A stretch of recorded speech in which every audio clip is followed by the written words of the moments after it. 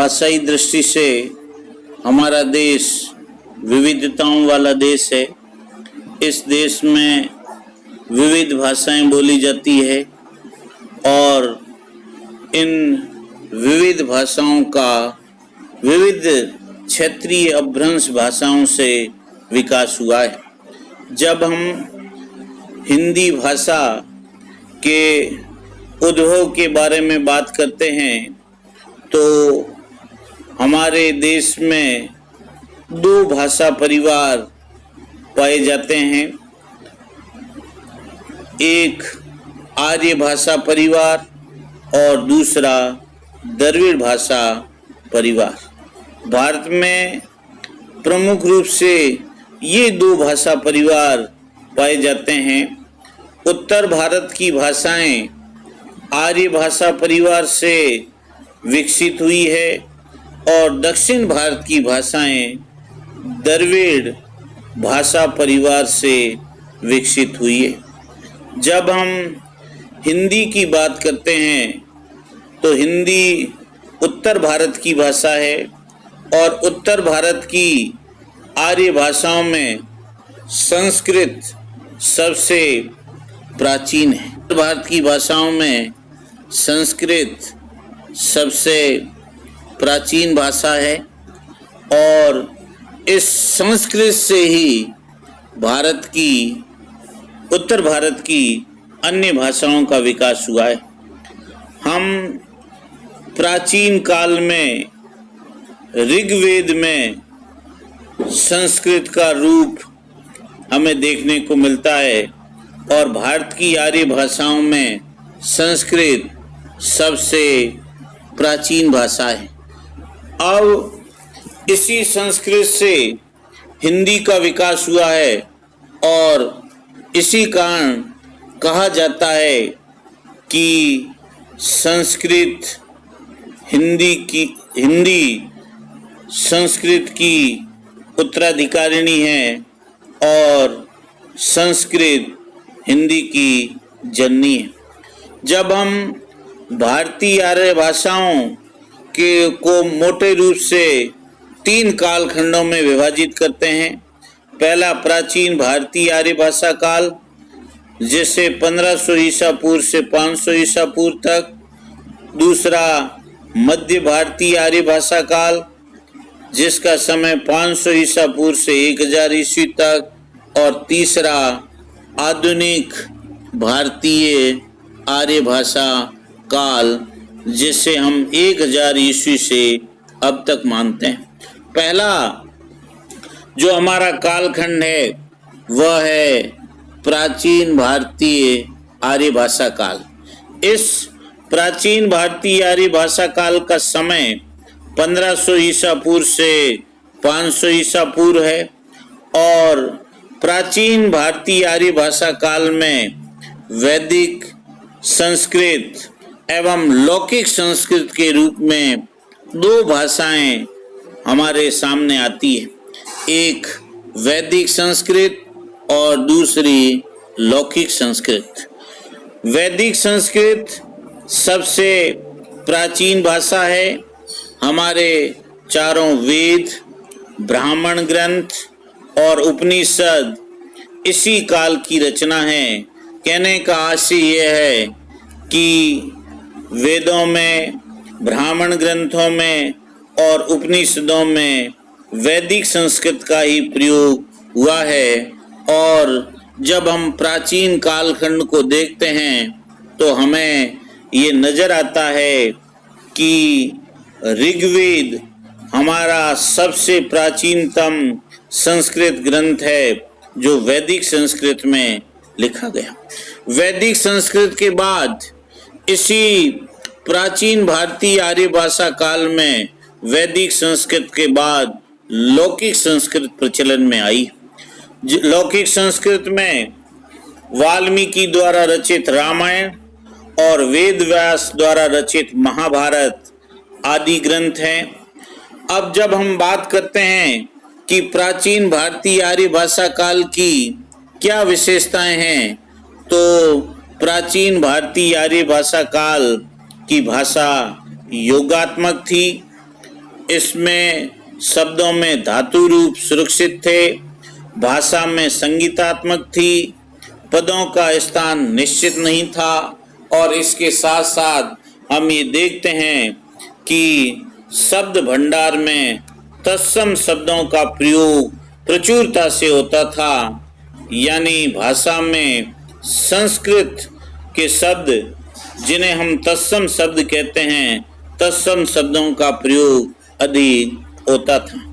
अब दूसरा जो कालखंड है वो मध्य भारतीय आर्य भाषा काल है।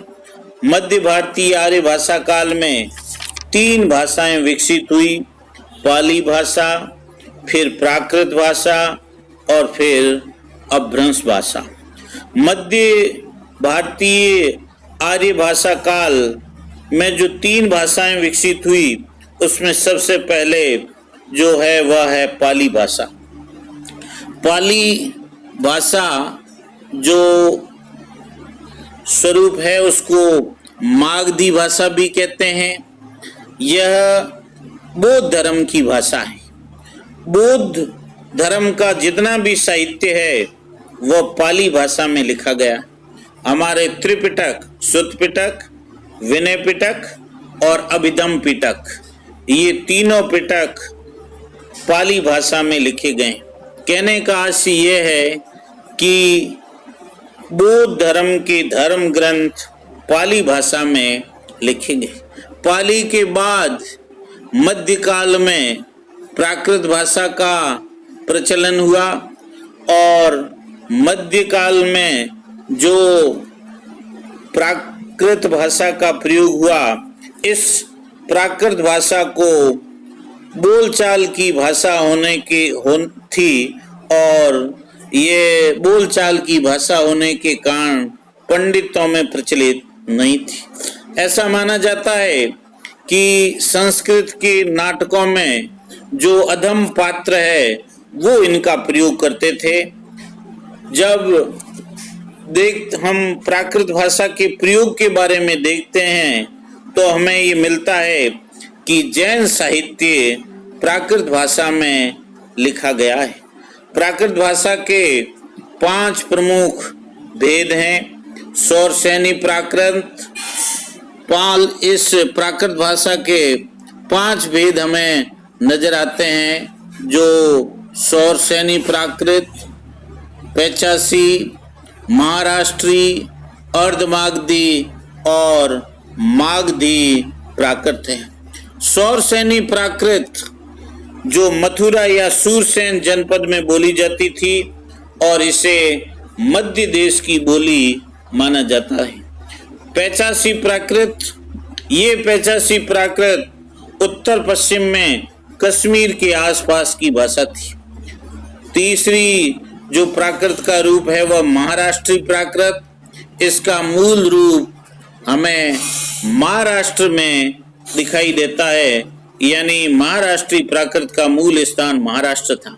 अर्धमागधी प्राकृत, ये मागधी और सौरसेनी के बीच का जो क्षेत्र है उसकी भाषा अर्धमागधी प्राकृत है।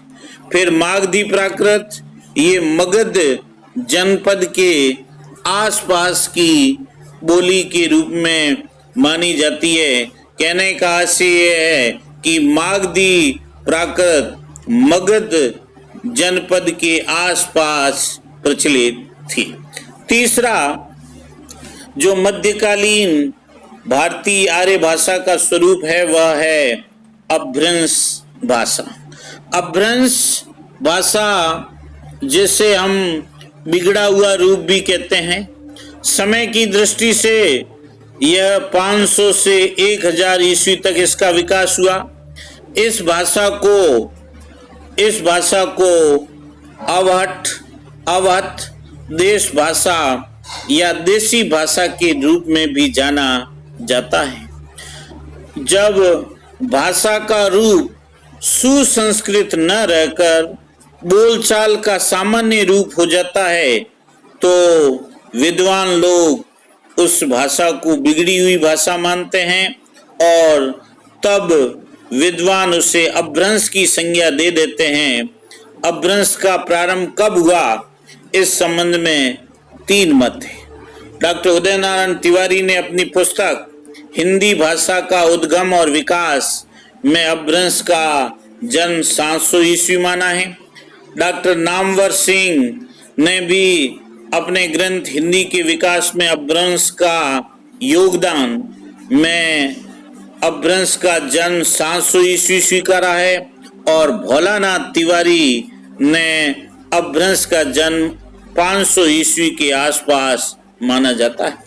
अपभ्रंश भाषा का प्रयोग कालिदास के नाटकों के पात्रों में भी दिखाई देता है और विशेष करके जो निम्न वर्ग के पात्र हैं उन पात्रों में अपभ्रंश का प्रयोग दिखाई देता है। इसी प्रकार अलंकारवादी काव्य शास्त्री आचार्य भामा में भी अपभ्रंश का उल्लेख दिखाई देता है।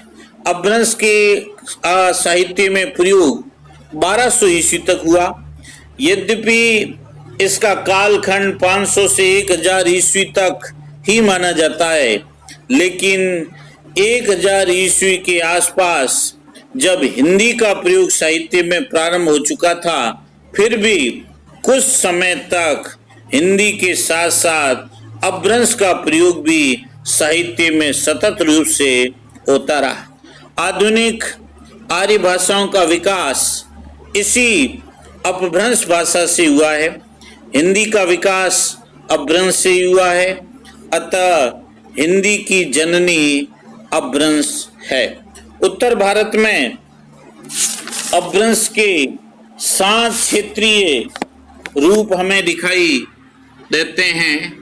इन 7 क्षेत्रीय रूपों में अपभ्रंश से विभिन्न भाषाओं का क्षेत्रीय भाषाओं का विकास हुआ। अपभ्रंश के जो क्षेत्रीय रूप है वो इस तरीके से हैं। सौरसेनी अपभ्रंश, इससे पश्चिमी हिंदी, राजस्थानी और गुजराती भाषा का विकास हुआ है। यानी हमारी जो वर्तमान हिंदी है उसका विकास सौरसेनी अपभ्रंश से हुआ है। उसके बाद पैचासी अपभ्रंश है जो जिससे पंजाबी और लहंदा भाषा का विकास हुआ है। फिर है ब्राह्मण अपभ्रंश है, इससे सिंधी भाषा का विकास हुआ है। उसके बाद जो खस अपभ्रंश है, इससे पहाड़ी भाषा का विकास हुआ है। महाराष्ट्रीय अपभ्रंश से मराठी भाषा का विकास हुआ है। अर्धमागधी से पूर्वोत्तर भारत पूर्वी हिंदी का विकास हुआ है। इसके बाद जो मागधी अपभ्रंश है उससे बिहारी, उड़िया, बंगला और असमिया भाषा का विकास हुआ है। इस तरह हम ये देखते हैं कि भारतीय आर्य भाषाओं का विकास अपभ्रंश के क्षेत्रीय भेदों से हुआ है। इस विविधसन के आधार पर ये हम समझ सकते हैं कि भाषाओं के क्रमिक विकास किस रूप में हुआ है। सबसे पहले हमारे यहाँ वैदिक संस्कृत के बाद लौकिक संस्कृत के बाद पाली के बाद प्राकृत के बाद अपभ्रंश के बाद हिंदी और हिंदी का स्वरूप हमारे सामने आया है। इस तरह जो भाषा का विकास क्रम है, हमारी हिंदी भाषा का उद्भव है, वह मूलतः संस्कृत से हुआ है। सबसे पहले वैदिक संस्कृत प्रचलन में आई। वैदिक संस्कृत जब थोड़ी कठिन लगने लगी तो लौकिक संस्कृत का प्रयोग हुआ। लौकिक संस्कृत के बाद लोगों ने पाली भाषा का प्रयोग किया।